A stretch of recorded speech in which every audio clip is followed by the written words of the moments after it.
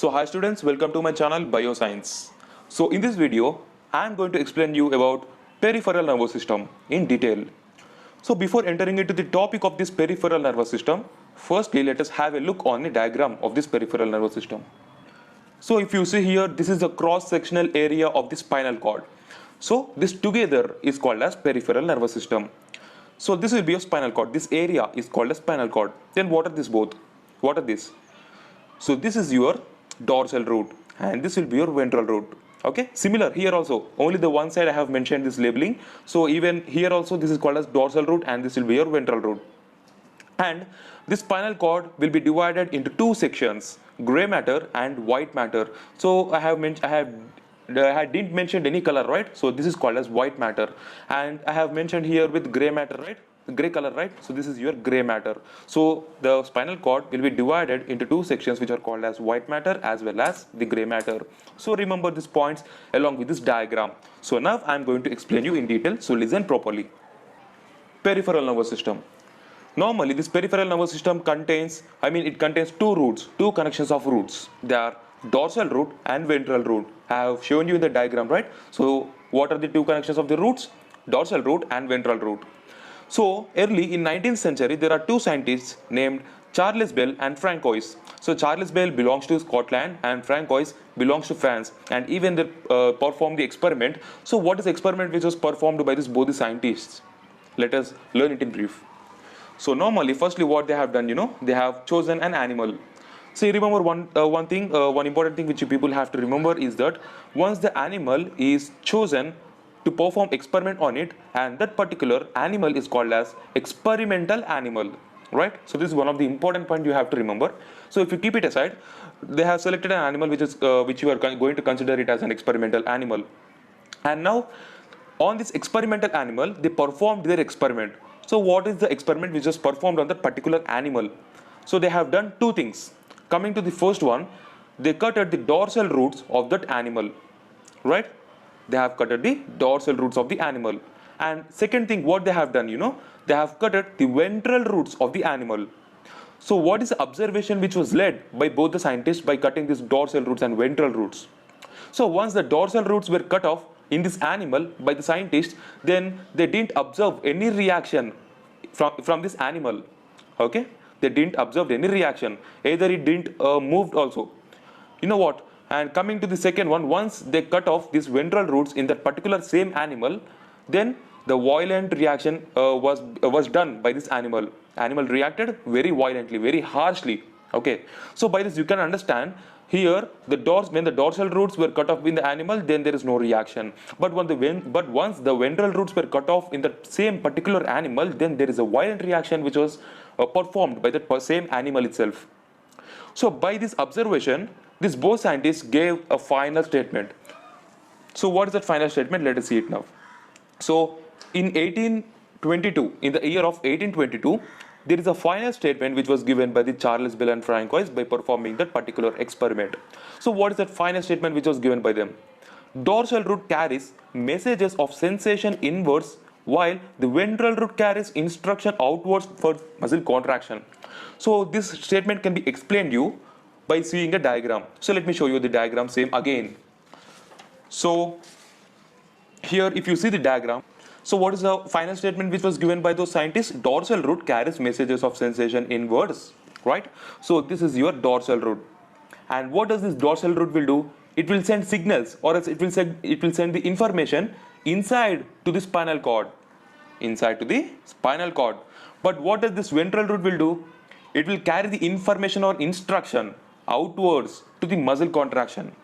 So muscle contraction is nothing but, for example, if you see a snake, then immediately what you will do, you will move far away from there, right? So immediately your legs will start its functioning, where your muscles inside your leg will undergo contraction, such that what will happen, then only you can run, then only you can move away from that particular place of the snake, right? So that particular movement will be done by the muscle contraction. And even if you want to know about detailed information about the muscle contraction, then the link will be given in the description box. I have explained you clearly. right? So even this, what does this dorsal root will do? It will carry the information inwards, and this ventral root will carry the information outwards to the particular skeletal muscle. Either it may be hands, or else either it may be your legs. But the muscle contraction will be similar, which will be done either in hands as well as the legs.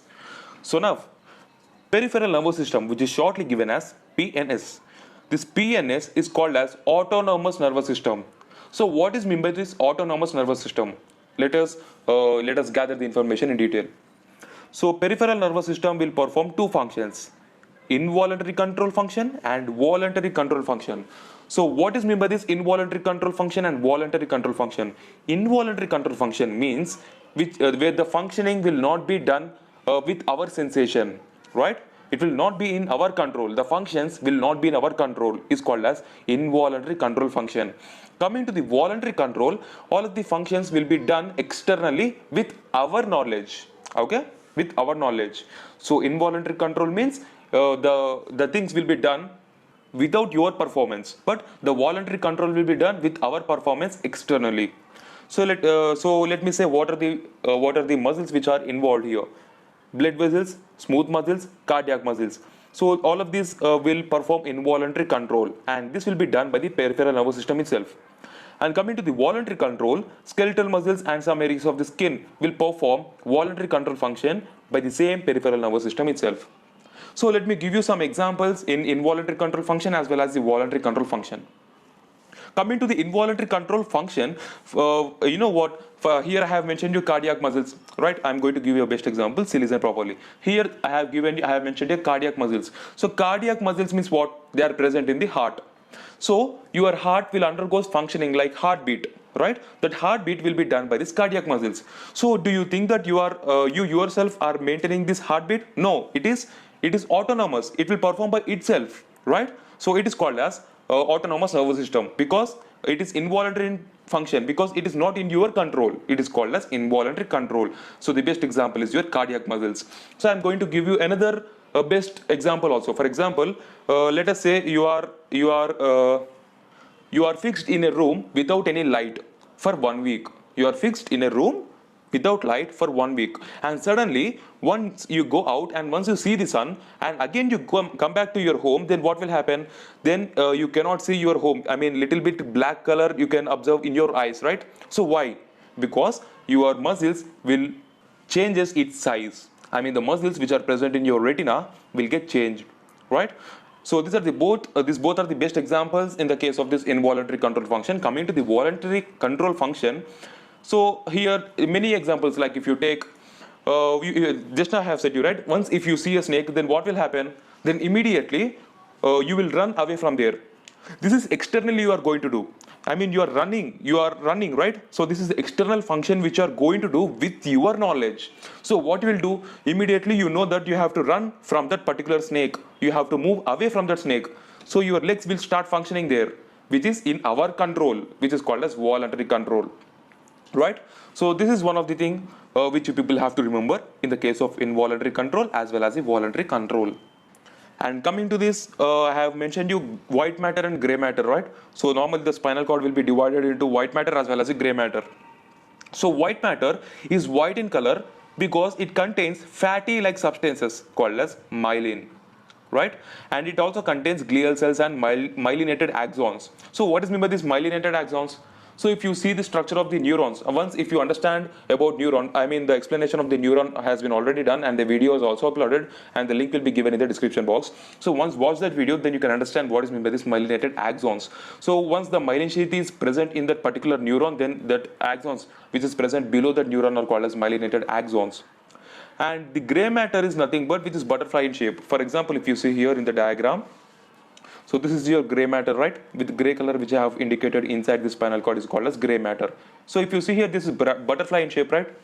So it contains neuroglia cells and unmyelinated axons. And here what is meant by these unmyelinated axons, which doesn't contains any myelin sheath, and particular axons which are attached to that particular neuron is called as unmyelinated axons, right?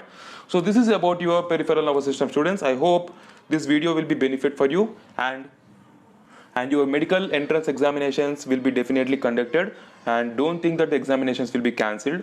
due to this COVID-19 situations. So I recommend each and every people to study hard and to crack your MBBS seat. So even there are many videos which are placed in our YouTube channel. So if you want to watch regarding that videos, then you can click on my channel and you can search particular videos. So if you like this video, you can like, share, subscribe my channel, and also press the bell icon for the latest updates. Thank you.